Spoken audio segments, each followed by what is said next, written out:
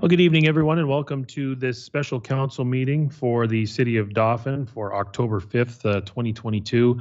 As you may know, the weather is changing rapidly towards the winter, and we're looking to just move things forward when it comes to some construction in our community. So we'll get to that here right away. But first, we do acknowledge that the land on which we gather is Treaty 2 land, traditional territory of the Anishinaabe, Cree, Oji-Cree, Assiniboine, Dakota, and Dene peoples, and homeland of the Métis Nation. And we affirm our commitment to moving forward in partnership with Indigenous communities in a spirit of collaboration and reconciliation.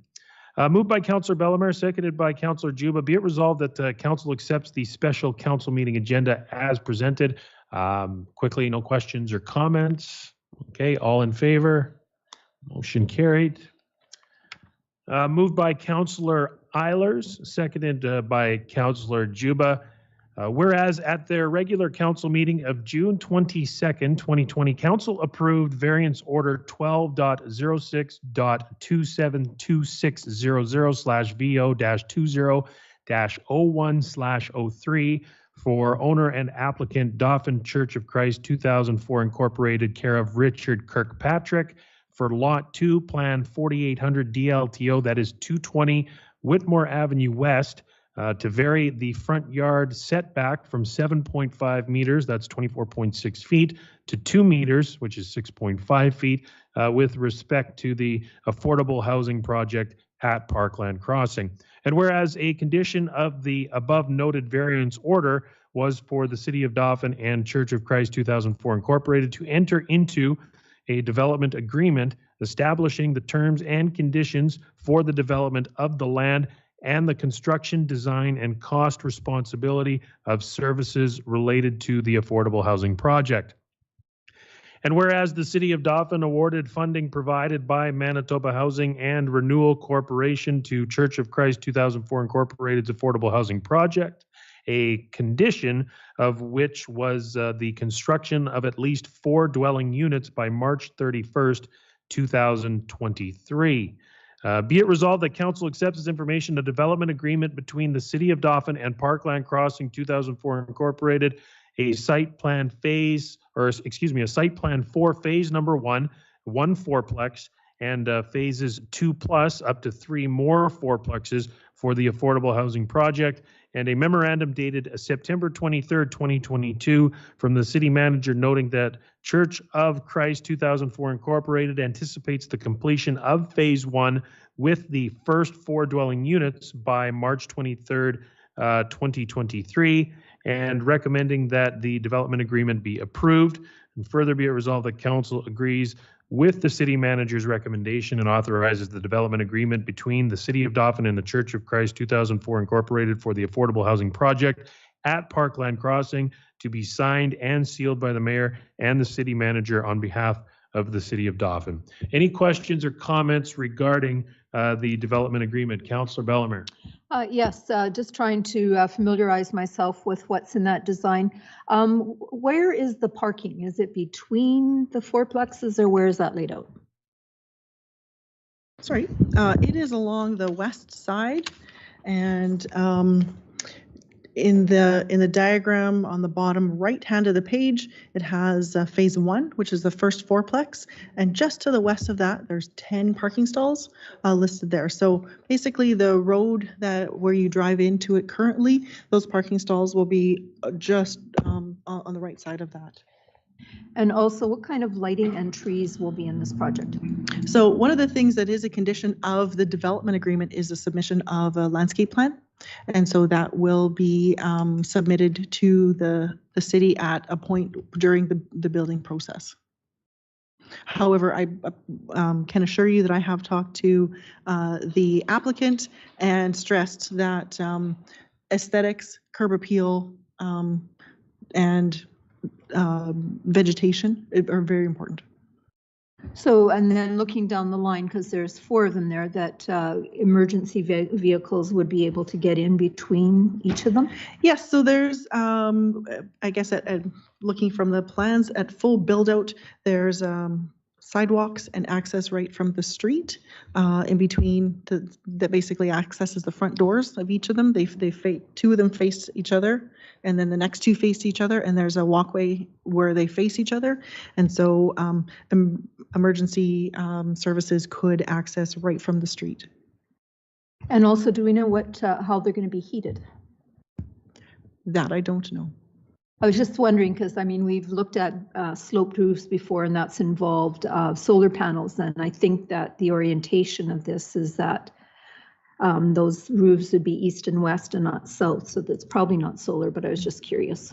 I believe the design of them, based on discussions with the developer, the design of them does lend itself to put solar panels on the roof. But I'm sorry, I don't know if that is at the beginning of this plan or not. All right, thank you.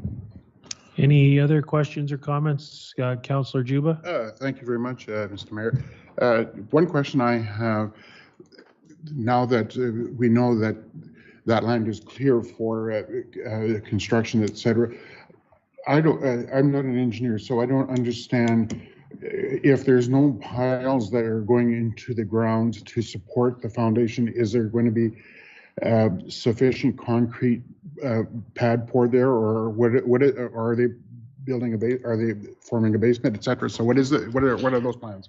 So my understanding is these buildings will be slab on grade construction, which is very similar to most of the other designs that Mr. Wheeler has done in the past. They would have to work with the building inspector to make sure that they meet the code. Thank you. Anyone else? Councillor Eilers.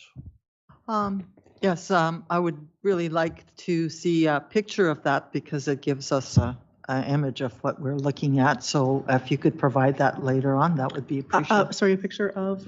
The design that you were just talking about. Oh, certainly. Okay. Was it included? Because I don't see it in here. Everybody else was able to see that? Yes. I saw Or it, do you yeah. have yours? Mine doesn't have it. He's got it right there. It's the site plan document that was in the folder for the agenda. Okay, because I'm looking at it and it didn't come through, so I'll check again. The other, and I'm going to look here again, and it doesn't have, no. Mine doesn't have. Okay, so if you could resend it to me, please, that would be appreciated. The other question that I have, I had asked about the basements with the before, and they have to, when they do these slabs and stuff, they have to follow the regulations to make sure that it is safe and it is done in a proper manner. And especially with our climate, it is very important that they are. And you bring up a good point about how are these buildings being heated. And I think that would be a really good suggestion to make. The other comment I have was about the trees, and Mr. Wheeler has been very good about preserving mature trees and also encouraging planting of any of the new developments that have. My question is how is this going to be enforced if it isn't carried through, because we have another construction across the road where the streets were supposed to be paved. That was part of the development plan, and trees were supposed to be planted. And now, a number of years later, this has not been implemented. And I've had several of the residents coming and saying that, you know, the roads were supposed to be paved, there were supposed to be trees, and there isn't. So what do we have in place to make sure that what is put in a development agreement is actually followed? Because this is already a number of years, and we're talking, I think, 7. True. So with this particular development, I believe the other one is on a different style of development agreement. So I've made a note. I've looked at it before, but I'll take a look at that again. The development that you're talking about across the road. With this one, the developer has given a deposit to the city for different things that, like the application for the development agreement, and the funds needed to register this agreement on title, things like that. And so we do have a deposit from the developer, and that would be something that we could possibly hold back returning any residual until all of the items are met. And there's a process with this development agreement that there is a final sign off on it. And if the items aren't done, then the agreement's not signed off and it's still open and ready for us to be able to enforce.